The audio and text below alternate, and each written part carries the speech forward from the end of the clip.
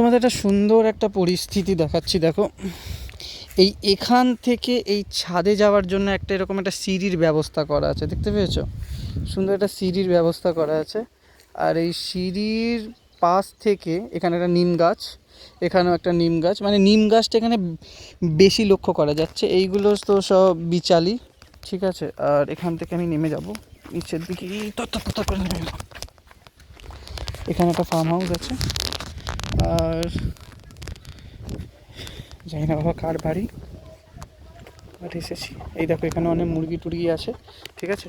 এখানে হচ্ছে একটা পুকুর আছে, ঠিক আছে। এখানে গাছ আছে, এইটা হচ্ছে একটা কোকোনাট ট্রি আছে।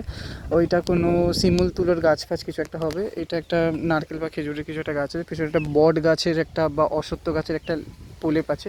আর এটা বোধহয় কোনো তুলো গাছ ফাছ হবে, মানে তুলো না ঝিঙে টাইপের, আমি জানি না এই ফ্রুটটা কীরকম টাইপের ফ্রুট।